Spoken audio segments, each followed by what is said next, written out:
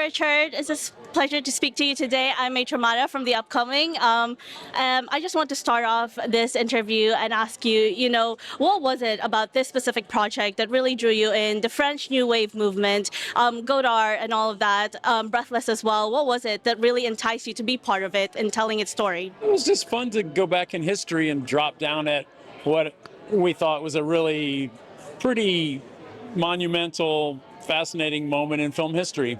1959 Paris, there's so many great filmmakers around, such a strong film culture, so many great films getting made, so many great filmmakers, some unique personalities, just cinephilia, so it was fun to kind of recreate that moment and see, Godard's just a cahier du cinema critic making his first film. It's really just about the exhilaration of your first film, the terror of it, maybe.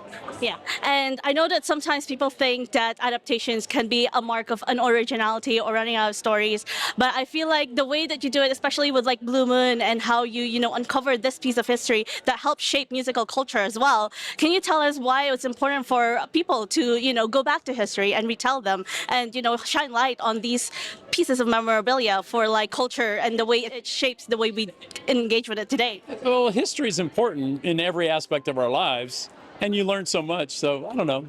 Any art form is all about the history of that art form. Film's just not that old, really. It's only 130 years old. Breathless is 65 years old, kind of the halfway point through cinema. So, but it's a radical moment.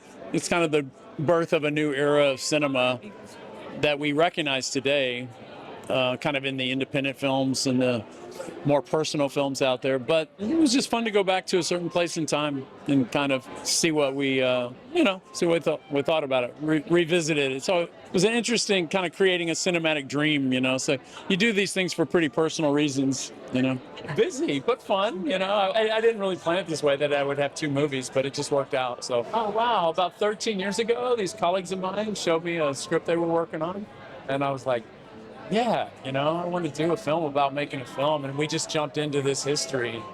Vincent, Holly, and I got to think about it all these years and finally got the chance to make it, so I feel very lucky. People talk about casting, and it's very important for a movie like this, but I go, I cast Zoe 10 years ago. Yeah, I told her, hey, I'm going to do this film about, seabirds.